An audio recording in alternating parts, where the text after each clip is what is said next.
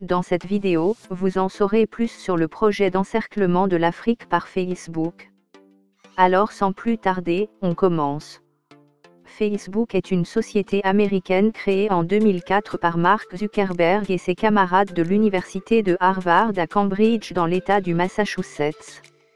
Aujourd'hui, l'entreprise a son siège social à Menlo Park. Elle est un des géants du web aux côtés de Google, Apple, Amazon et Microsoft. Ces derniers sont tous réunis sous l'acronyme GAFAM.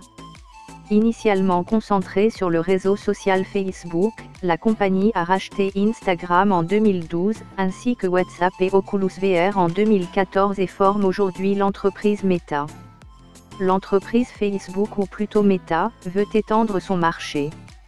L'une de ses cibles est l'Afrique car de nombreuses personnes ne sont pas connectées à Internet pour pouvoir bénéficier de ses services. C'est ainsi que naît son idée d'encercler l'Afrique. Encercler l'Afrique. Oui, mais avec de longs câbles sous-marins destinés à approvisionner le continent à Internet et à moindre coût. Des milliards d'utilisateurs. L'entreprise, au moyen de ses applications web, comptabilise des milliards d'utilisateurs actifs dans le monde entier. Néanmoins, comme nous l'avons dit plus haut, l'Afrique reste le continent détenant le moins d'utilisateurs actifs pour la simple raison qu'Internet reste une ressource pas très accessible pour un très grand nombre d'habitants dans le continent. Et ça, Facebook l'a compris. C'est pour cette raison qu'elle lance en mai 2020 le projet Tout Africa. Internet pour tous en Afrique. Ayant fait le constat selon lequel un quart des 1,3 milliard d'habitants en Afrique ont une connexion Internet, Facebook cherche à changer cela avec son projet de câble sous-marin de fibre optique. Pour l'instant, son objectif est de connecter 23 pays d'Afrique au Moyen-Orient et à l'Europe. Après avoir jusqu'ici échoué à connecter le continent africain via satellite, le réseau social américain Facebook revient à la charge avec le même projet, mais cette fois par câble Internet. D'ici à 2024, il va installer, avec 7 opérateurs télécoms, un câble de télécommunications sous-marin tout autour du continent africain, l'un des plus longs du monde. Ceci dans le but de démultiplier la connectivité Internet du continent. Le projet Tout Africa.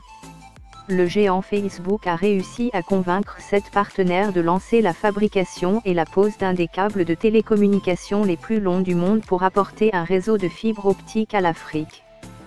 37 000 km de câbles posés au fond de l'océan entre la Grande-Bretagne, le cap de Bonne-Espérance au sud de l'Afrique et qui remontera vers la Méditerranée, en passant par la mer Rouge. 37 000 km, c'est presque la circonférence de la planète Terre. Le coût de l'investissement est tenu secret mais, selon certaines informations, il sera compris entre 800 millions et 1 milliard de dollars. Le câble sera opérationnel en 2023 ou 2024.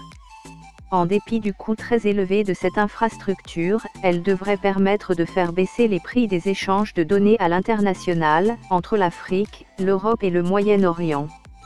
Plus un câble est capable de délivrer du débit, plus le coût de la donnée est bas. Le projet est hors norme également parce qu'il regroupe une série de partenaires commerciaux qui n'ont pas forcément pour habitude de coopérer. Aux côtés de Facebook, le consortium créé pour l'occasion regroupe par exemple l'opérateur China Mobile International, alors que le réseau social de Mark Zuckerberg est proscrit en Chine. Le projet, qui s'appelait initialement Symba, compte aussi dans ses rangs le saoudien Saudi Telecom, le français Orange, l'égyptien Telecom Egypt, le britannique Vodafone et le sud-africain MTN Global Connect. C'est un autre français, Alcatel, qui sera chargé de la fabrication du câble. Quels pays seront desservis par ce câble sous-marin ? 16 pays africains seront connectés à ce câble sous-marin, notamment le Sénégal, la Côte d'Ivoire, le Ghana, le Gabon, le Congo, la RD Congo, l'Afrique du Sud, Madagascar ou Djibouti. Pour certains de ces territoires, ce sera la première fois qu'un réseau de fibre optique arrivera directement par la mer. Le consortium Tout Africa composé de Chena Mobile International, Facebook, MTN Global Connect, Orange, Saudi Telecom, Telecom Egypte, Vodafone et Vioxx a annoncé l'ajout de 4 nouvelles branches au câble Tout Africa. Ces raccordements étendront la connectivité de Tout Africa aux Seychelles, aux îles Comores et à l'Angola, et apporteront un nouvel atterrissage au sud-est du Nigeria. Ces nouveaux raccordements s'ajoutent à l'extension récemment annoncée vers les îles Canaries.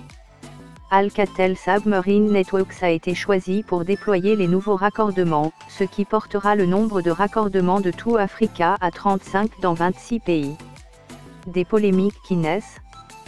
Tout le monde ne voit pas le projet d'un bon œil, de nombreuses critiques se sont soulevées par rapport. En effet, l'ONG Internet sans frontières se montre sceptique et estime que ce projet de câble pourrait être exploité à des fins d'intelligence économique ou même politique. Kemal Afagnon suggère d'imposer un contrôle social des données qui transitent.